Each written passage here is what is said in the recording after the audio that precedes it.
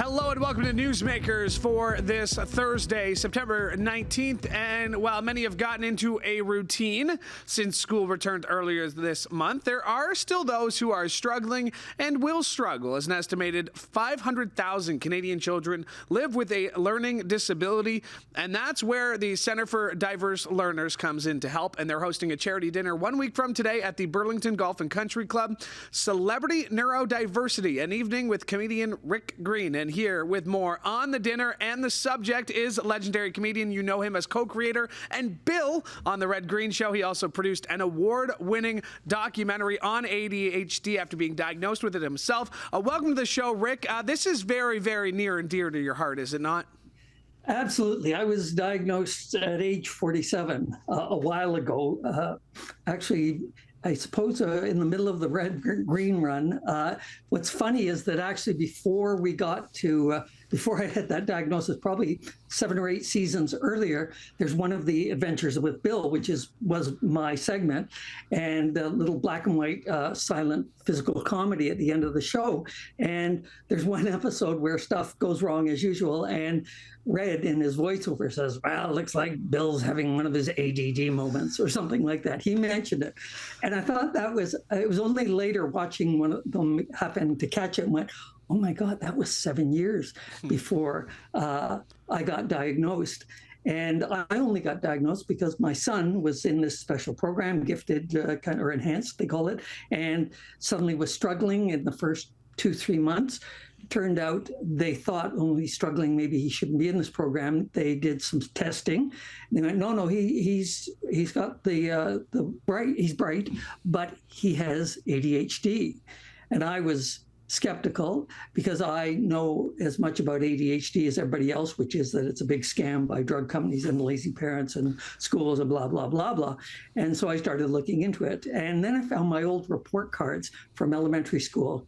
And there were the symptoms laid out: fidgets, rather play with his toys, doesn't pay attention, needs to try harder, which of course is murderous to hear because people with ADHD or with any learning diversity are trying as hard as they can. And how do you try harder, right? And I think that's the moment that, especially being diagnosed as an adult, that I hear is that, oh, I didn't know this was weird. I didn't know it was odd. I didn't know it was, to be neurodivergent, like, even for myself, it was just something that you accepted and that you lived with. It was just like, oh, okay, I can't get into these habits. I can't stick to a routine, little things like that. It's that acknowledgement that, okay, it's not me that's wrong. I'm not doing anything wrong. Something going on up there. Well, and you could also flip it around and go, that there's nothing wrong with my brain, but this is a 9 to 5, Monday to Friday, 40-hour work week. Eat your vegetables, save save dessert for last. Like, there are rules, and we're not necessarily good with that. There's ADHD is very genetic. It's heritable. When my son was diagnosed, I went, oh. And I read the list. And as you say, you look at the list of symptoms, often fails to pay attention, often appears to be listening, but can't sit still. And not everybody has the hyperactivity or the problems with restlessness and drive. But so it's even there's variations of everything. And these are all, it's not like your skin turns green. It's like, okay, that I would notice. It's like, as you say, Louie, you look around, go, well, everybody struggles, loses their keys. And people would throw that back at me after I was diagnosed. I lose stuff. Yeah, do you lose your keys 6 times a day? Yeah. Oh, yeah. And then you have options. Now there's a lot of different things that can do everything from mindful meditation, which is brilliant. There's medications that have been around for over half a century that have been, nobody's died from them. If they're used properly and so on. But there's all these other strategies that you can develop and practice and try out, and you'll find out which ones work for you. Now, for diverse learning, you're also getting dyslexia and all of the variations of that.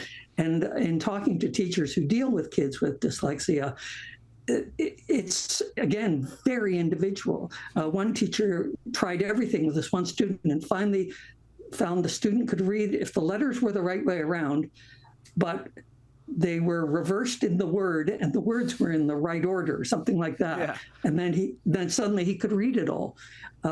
So, our brains are incredibly complicated. Everybody is different. And so you're looking at a challenge to figure this out. And once you do, you can soar. And so for me, even before I was diagnosed, I tried writing screenplays, and that takes like 3 months. Yeah, that's never going to happen. And I just thought, well, I'm afraid of success.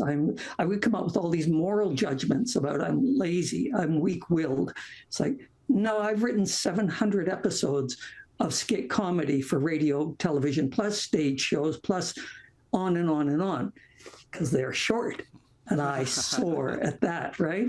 So comedians, people, journalism, anybody in the media, there's a tendency towards that end. Professional sports and entertainment, stock traders, all those kind of things where it's high energy and so on. Anyway, so yeah, the difference is that once you know and once you understand what's going on for you, it's life-changing, and it can literally save lives. You're talking to a podcaster who has a 20-minute podcast, because anything more than that just seems a little too long, Rick. So, I mean, believe me, when you're talking short here, I can really I can appreciate that. Let's talk about your documentary, because you get diagnosed and you immediately go to, I need to tell this story with the help of my friends. Patrick McKenna, of course, you get him on board. He goes through the testing. He's got it too. Even that movie, though, came out 15 years ago. When you look at how society has come to understand, neurodivergent, it wasn't a word that people used even 5 years ago. Here you are putting out this documentary 15 years ago. How do you feel like we've grown? How much more do we have to grow? Well, great question. It has changed, you're right, dramatically. In some ways, for people, it's almost it's cool. I talked to a diagnostician a couple of years ago who said it's become cool to have it. Like, people are seeking out the diagnosis so they can blog about it, write about it, brag to their friends. When I first got diagnosed, I told my mom, and my mom's reaction was, "It's always something with you." It's like, and it's like, yeah, I get it's been like that. Here's why. Now I know the core problem. So the understanding the neurology, and there's, I don't know, 5, 6, 7,000 studies now. They've identified, last I heard, 105 different genes that are involved in this. Some heavily involved in some, like, these people have 3% more likely to have this than others, where it's like, they've got a much higher rate of having this gene. And the fact that there's all of these different genes tells you, tells you how complex it is, and how complex the brain is, and all of the chemistry that's going on. It's a wonder where any of us are able to think straight sometimes. But when you find what you're good at, well, I can tell you, we've gotten, since ADD and Loving It aired, 15 years ago in Canada, and then 13 years ago, it went on PBS Coast to Coast, and it went insane. Thousands of people thanking us for saving their life, saving their child. My child is finally dreaming of a future he might have. I mean, and they go on and on. If I read through them, I just start sobbing, because these are lives that were. One guy was going to kill himself because he'd been through 3 divorces and 4 bankruptcy, and was wrapping up the paperwork, had bought the pills to end it. Can you imagine? And then happened to catch the documentary. And that's what this is about for the diverse learners, is about getting the word out, getting the knowledge, and realizing, when the number of very successful people, Richard Branson and Howie Mandel and many other people, a lot of CEOs, but they'll never say it because their stocks will tank. He's got ADHD. Anyway, so that's the whole point of this, is that a little bit of information can alter the course of a life. And that's the amazing work that's, Center for Diverse Learners is doing for the people, but just having those conversations and just the understanding, the acknowledgement, because sometimes when someone does have ADHD, it's not something they want to bring up and make aware of everybody in the room. But if somebody else could see the symptoms, or if somebody else could see, okay, you know what, I know about this, he's not really looking me in the eyes right now, he's distracted, he's doing something else. Like, there is that awareness of yourself and knowing that you have it or someone you love have it, but it's the people around you, and there's a good chance there's somebody around you who has this and is just like you, just wired a little differently. Yeah, and I mean, it's talk to teachers. There's, at the low end of the estimate for kids is 5%. For adults, it's 4%, because you tend to get it handled. The high end for kids has been 7-8%. It depends. But ask a teacher. They're looking out over the classroom, and the kids are listening. And then there's Ricky. Right, and they're the ones. So it's often the teachers who spot it, as was the case with my son. And when I found my public school report cards and read through them, I was like, oh, it's all here in the teachers' comments. Yeah. So yeah, it is freaky at first, and it's dangerous because once you're diagnosed and you start dealing with it and just trying different organizers and strategies and support groups or whatever online, or you come and join our community that supports our YouTube channel. Rick Has ADHD. We have patrons who have had their life changed, and there's this incredible bond between them all. And what happens is you get it handled and things soar, and then you realize, if only I had known sooner. What if I had known when I was 15 instead of 70? And that is really frustrating for people. And and all you can do, of course, is look forward. But it is a challenge. Several people have called it a good news diagnosis, and I think that's true. You want to know this, and then you go, okay, now what am I going to do about it? But it's a shock. And with all of the learning disorders and so on, and I'm sure I've got traces of several different kinds. The way I read and stuff, I'm a voracious reader, but it's not the way you're supposed to. To that point, learning about it now, I think it is also, like, it's important. It's a good news diagnosis. You can breathe and understand that there's something wrong. But is it not also naturally for someone with ADHD to resist that sort of thing, to resist finding that information out about themselves? Now there's a reason. Like you mentioned that about, like, I'm afraid of success. Well, like, okay, once I find that reason, if I do take this diagnosis, what would you say to someone who is listening to this and is like, oh yeah, I do that, but is worried about having that conversation with their doctor or somebody? What's your piece of advice to that person? Or especially about their child. Nobody wants their child on drugs. Nobody wants their child labeled unless they're labeled gifted or athletic or best in class or well-behaved. We'd all like that one. But we don't want these labels. This one, the teachers are so much more educated. Universities now offer all kinds of accommodations. There's tons you can do, even in a public school and high school, to help kids to even the playing field, not to give an advantage, but to even the playing field. And so what I would say is that I've spoken to thousands of people who have been diagnosed, and every one of them, I don't think any of them wishes or a lot of them are comfortable with it or like it because they've learned how to use it. But everyone has the same regret. If only I had known sooner.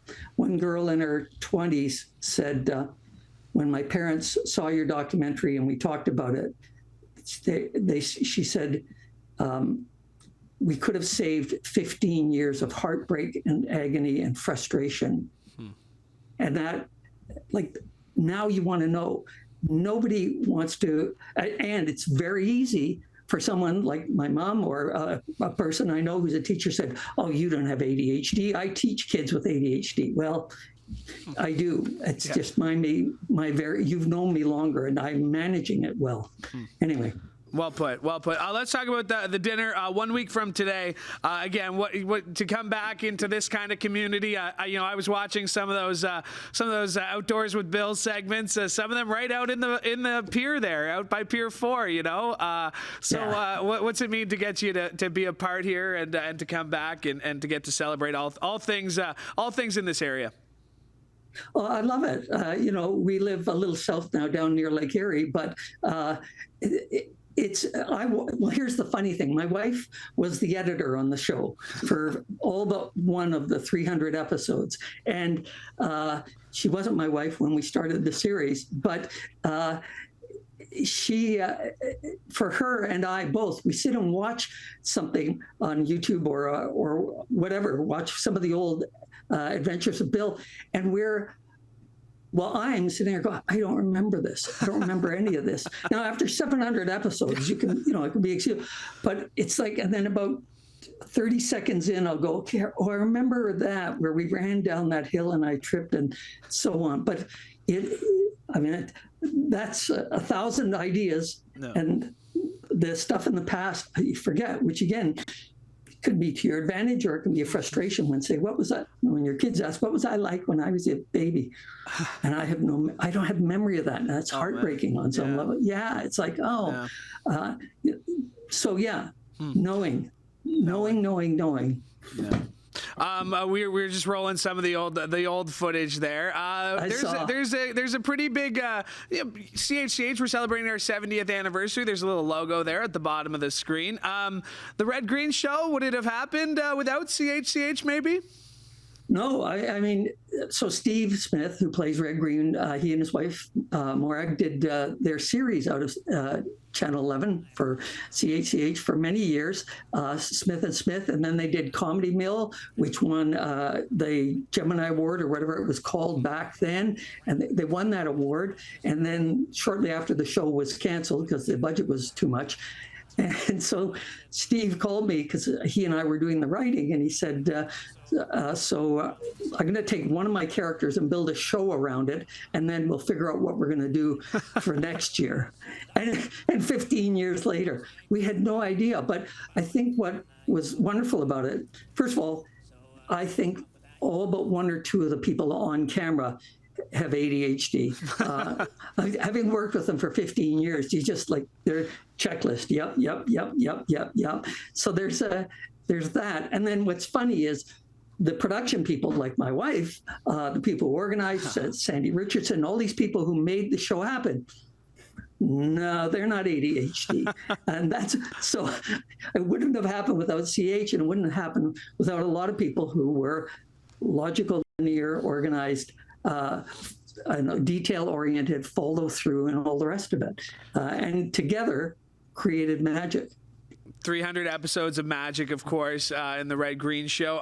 You mentioned that there does seem to be, you mentioned some high performance athletes. People at the top of their fields are usually people who, comedy seems to be such a unique venue for people with ADHD. It almost plays right into everything that's going on in your head, just needing to be out there on stage in written form. What is it about? This is what this is all about. And Connie Smith wrote about this in the Hamilton Spectator, about turning this disability into a superpower. You clearly were able to do that. Yeah, here's the thing about it.